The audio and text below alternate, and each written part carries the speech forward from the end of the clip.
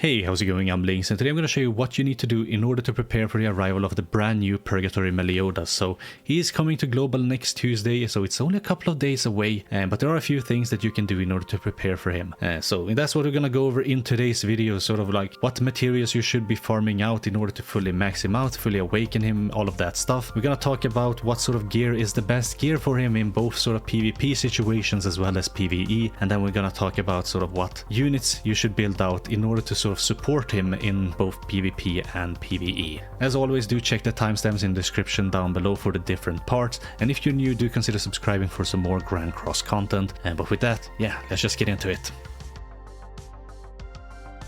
Okay, so one of the first things you should do when you manage to get your hands on the new Meliodas is to level him up to level 100. Now, because he is a dark type unit, he's going to take some specific materials. We've already had a couple of like dark type and light type units, but if you didn't know, they take the dark type books. So if we have a look here on my JP account, and we can go into Traitor Meliodas because he's also a dark type unit, and when you do level him up, he takes these special books. Now these books, you cannot farm them in the Fort Solgris dungeon or the SP dungeon, but from level 50 to 60, so from SSR to UR, you are going to need 10 of these 3-star books, 2 of these 4-star books, and then 1 of these 5-star books. Now you can go when you actually get the new Meliodas and just convert like these books, and it can be like any combination of books to get like one of these. You will of course need 10 of them, so you're going to have to sort of get at least 30 of any type of 3-star books to get 10 of these dark type 3-star books. You're going to need 2 of these ones, so of course you're gonna need 6 4-star books, and you're gonna need 1 of these, so you need 3 5-star books. Then from level 60 all the way up to level 100, you're going to need 9 6-star books, and I can't really show you that here. Well, I guess I can, because what you need to do is you need to convert. Do I even have any? Yeah, you need to convert like regular ones into these dark type ones. I don't think like you just the way that you can with these, like upgrade them from 4-star to 5-star or 5-star to 6-star. I don't think you can do that with 6-star books at King, but if you want to prepare, you can sort of go to King and you can sort of like already prepare those dark type books that you're gonna need. So again, the total number of dark type books that you're gonna need is 10 3-star books, 2 4-star books, 1 5-star book, and then 9 6-star books. In terms of pendants, you're going to need a total of, or what is equivalent to 33 SSR pendants to go from level 1 to level 100. Actually, you're gonna need 21 SSR pendants, and then you're gonna need 2 UR pendants, but of course 1 UR pendant is equivalent to 6 SSR pendants, so you're gonna need 12 SSR pendants and convert them into UR pendants, but the equivalent total is of course going to be 33 SSR pendants. Now, in terms of demon materials, it's sort of the same as with any unit. You're gonna need 30 of these red demon horns, you're gonna need 100 of these demon wings, you're gonna need 80 Howlex ears, you're gonna need 145 of these Belmoth cores, and you're gonna need 125 of these OG demon flames, or energies I think they're called. Yeah, original demon energy. So that is how many of those you are going to need in order to sort of level Meliodas up to max level. So just to reiterate, 33 SSR pendants, 10 3-star dark books, 2 4-star dark books, 1 5-star dark book, and 9 6-star dark books. Then 30 red demon horns, 100 grey demon wings, 80 Howlex ears, 145 Belmoth cores, and 125 OG demon energies.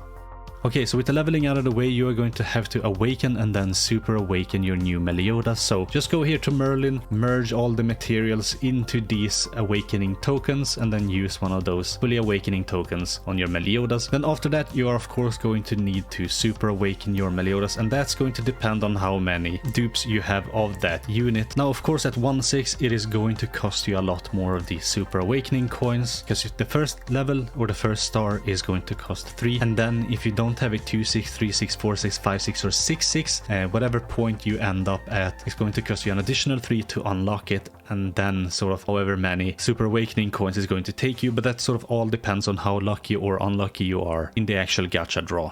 But at minimum, if you have in 1/6, it's going to cost you 63 of these Super Awakening coins, and at 6/6, it's going to cost you 48.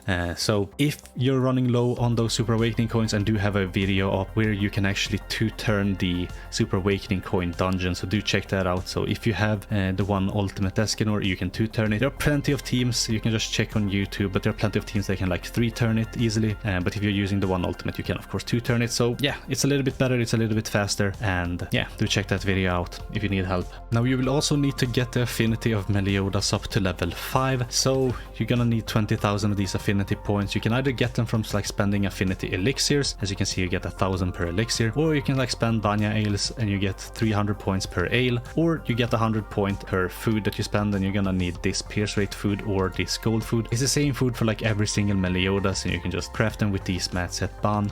You will need, if you're only spending the foods, you will need a total of 200 foods. So either 200 of this one, 200 of this one, or like a combination of these two that add up to 200. Now once you do that, you are of course gonna get this weapon costume. So with the weapon costume, you will be able to sort of increase his stats, and yeah, you can also enhance the weapon costumes, the cosmetics, by using either these blended fabrics or the chest pieces or the costumes, the brilliant components for the weapons, or the alluring perfumes, I believe they're called, for the headpieces. Now of course, as you can see, Meliodas does have a full set, because you can max equip 5 of these at a time, so he will have a full set, and you can of course level them up to UR if you have enough of these components. I would suggest holding off on actually leveling up the SSR pieces, and I'll go over it in a bit. But sort of if you're free to play, because these 3 cosmetic pieces you will be able to buy for gold during the banner period, or the period that the banner is up, but when the banner is gone,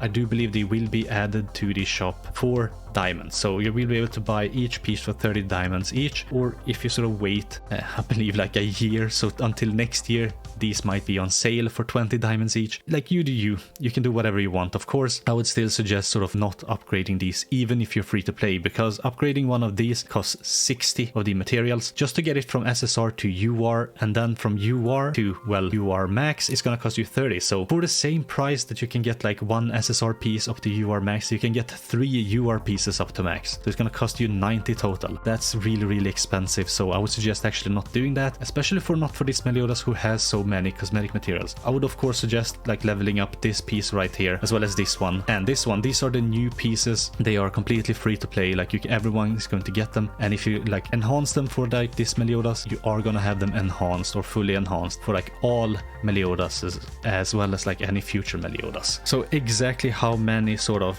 materials are you going to have to need to get? Well, if you're paid to win, of course, if you have like all UR pieces, it's gonna cost you 150 of each material to get them from UR to UR max. Say for example here, where you have like 4 UR pieces and then 1 SSR piece, that is gonna cost you 120 of these materials to get all of these UR up to UR max, and then it's gonna cost you an additional 90 to get one of these weapons up. I would still suggest holding off on that, because if we have a look at Traitor Meliodas here, I'm gonna go back to my global account. But if you have a look at Traitor Meliodas here, he does have like quite a lot of cosmetics. And of course, is my internet down?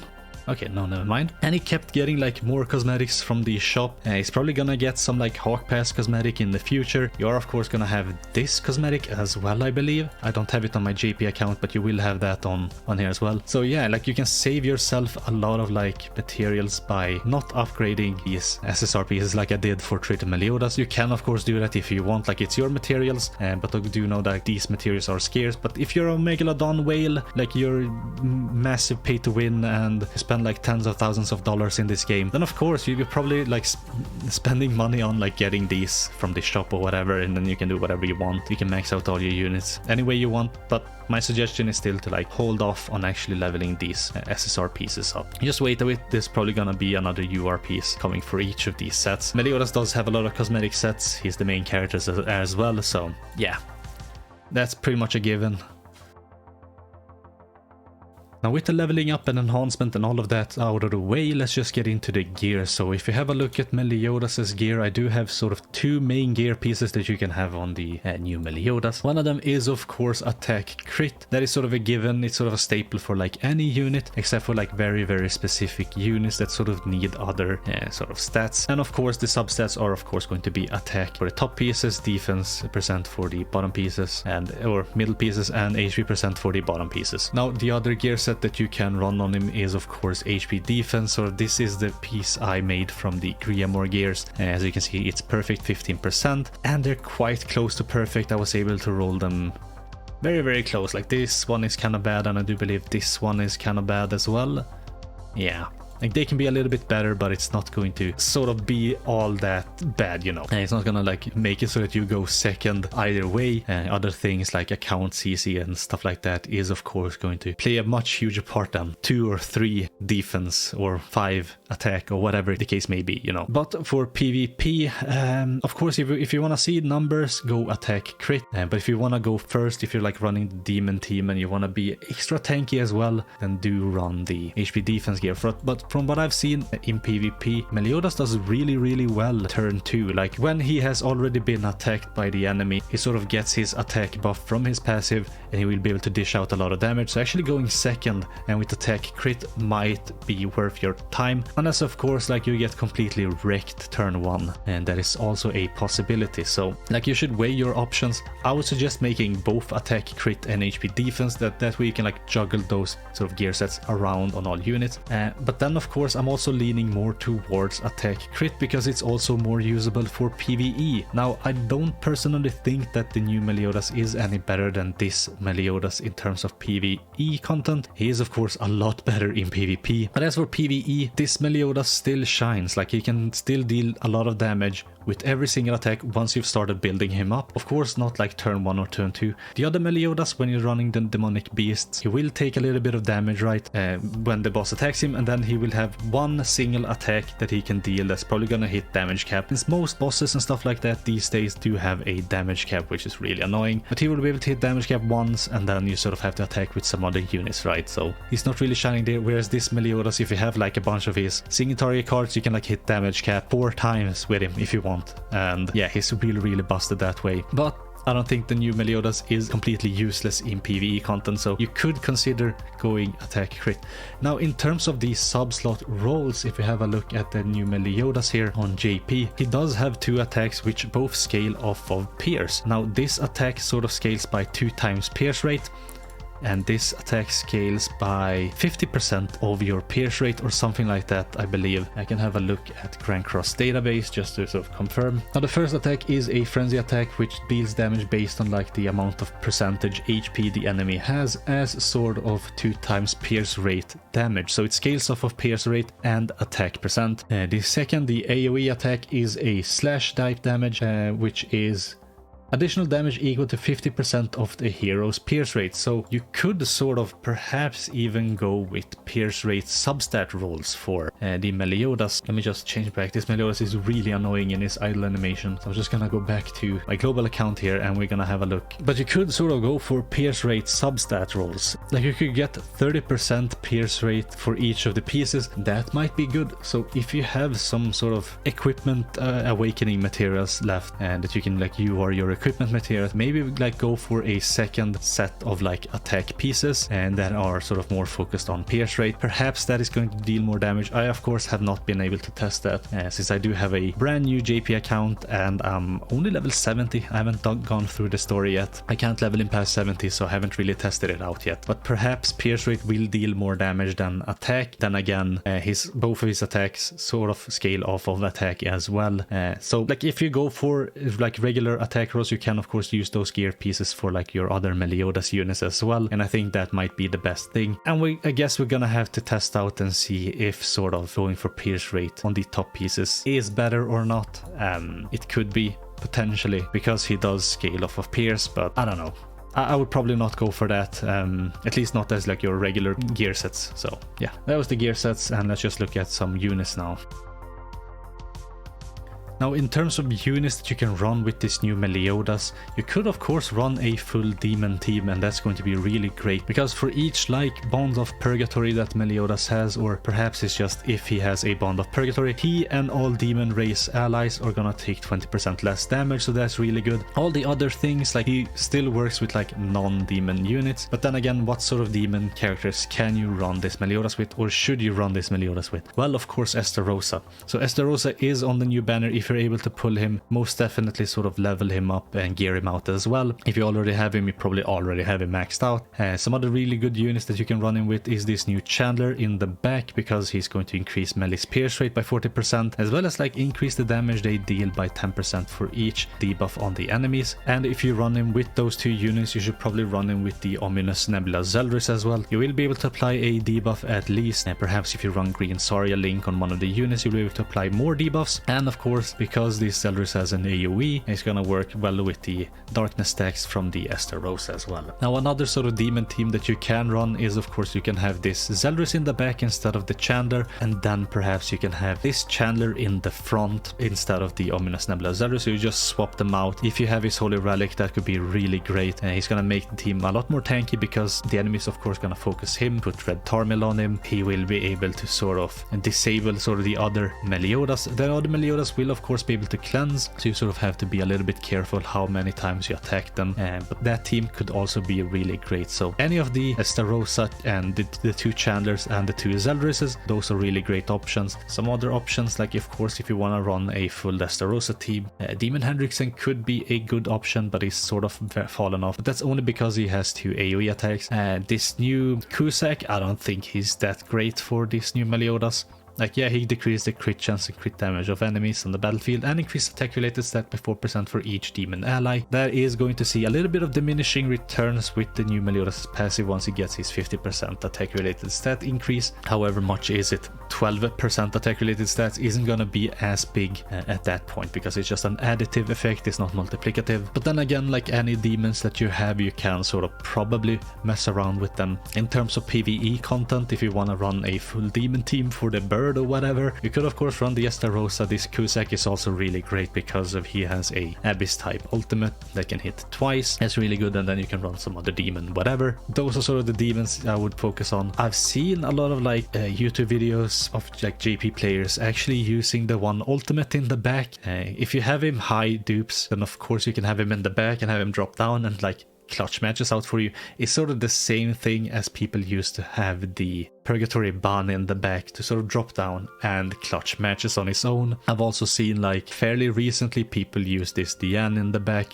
because she on her own can even be able to sort of defeat the one ultimate. I've used her for that reason, but then again, like she probably won't be that great in as a sort of backline unit in the demon team. Other than of course like the one ultimate, he can be really great on his own if he drops down from the back, and if you kill him and you get like a really good merger like a silver or gold one, you can sort of wipe the team and yeah, sort of clutch out the match that way. But sort of other teams, you can of course run the one ultimate in the front with the new Meliodas, and then you can have some other units like perhaps even Light Liz. Light Liz of course is gonna work great with those two units and buff their basic stats. You can of course run this new Merlin, like if you get really lucky with sort of the debuffs that you are able to apply or the elements that you're able to apply to the enemies, you're probably gonna be able to stun them, attack seal them. That's also great. Summer Merlin is really great for this meta because she can attack disable, and I do believe sort of the melee cleanse applies before the passive of the attack seal, which means that he won't be able to cleanse this passive if you sort of attack with her as the final attack. So say you attack once with her and with another unit, and then you finish off the final attack with her, melee will cleanse, and then this sort of attack seal will apply. She could work really great to sort of counter other melee teams. You can of course run Gopher, and probably even Ludociel if you haven't built out like Gopher Ludociel combo with the new melee. Could probably deal a lot of damage. I'm trying to figure out if any other like units could be great. Perhaps this Lolly Merlin, like you could go for a damage cap team where she has like 40% damage cap, and if you have the new Meliodas 6/6 and you ult with him, he will have a 40% damage cap. Like of course if you have him high ult level, you could go for like an ult rush team, and then you could go for like this Liz, you could go for like this Henriksen and just ult and win that way. That's if you want to be sort of super toxic. But yeah, like there are of course plenty of teams, there are of course plenty of units you can build out. I would suggest like perhaps just try to build out a demon team if you haven't already. Demons used to be meta. I did build out some demons, so I will be trying him out with some demons. I will also be trying him out with some of the sins, some of our like other units, and yeah, we'll just see what sort of units are great for PvP. In terms of PvE, it's going to be like depend on the content of course, but sort of the usual suspects are of course also gonna be great. The one ultimate is great in PvE because he has this attack that's able to deal more than damage cap, so it deals damage cap and then an additional hit. And you're like, even like the old one Escanor, like you can use his ult for like the same purpose, to deal damage cap twice. If you have him 6/6, same thing with the Cusack, same thing with Rimuru. You'll be able to use those units for like the bird and the deer, perhaps not the wolf. I think Escanor can work really well with the new Meliodas for the wolf, and then you have of course Thonar and then another unit. Perhaps Freyr or perhaps Skadi. Those two could work well for that specific like wolf team probably. But yeah, like teams, if you don't have like the usual suspects for PvE leveled up, then of course do level them up, and those are like the bird and the deer and the wolf units. And then you can sort of mix and match if you want to use that Meliodas for that specific PvE content. I don't think he will be that great for that specific PvE content. He might be like really good for like guild boss or something, so some specific guild boss where you need to deal a lot of damage with one hit. But then again, Traitor Meliodas could probably deal a lot more damage, because you could like stack up so many buffs on him and then just have him go ham with this amplify card. Probably a lot more than the new Melee can with like a gold card and his 50% attack related stat buff. Yeah, I think that's gonna be it for the prep video for Meliodas. Tell me, are you gonna summon for him? I mean, his banner is stacked. Do you have the gems for him? You can probably still get enough gems. There's gonna be an event that's gonna give us 300 gems over the course of 4 weeks during his banner, so you should be able to get enough gems to actually pull for him. He is sort of the most broken unit in the game, alongside with the one ultimate. So yeah, tell me, are you gonna summon for him? Are you gonna go 1 rotation, 2 rotations? How deep are you gonna go for him? But yeah, I think that's gonna be it for me. Thanks for watching. Hope you have a great rest of your year. Don't party too hard tonight, okay? And yeah, I guess I'll catch you in the next one. Bye.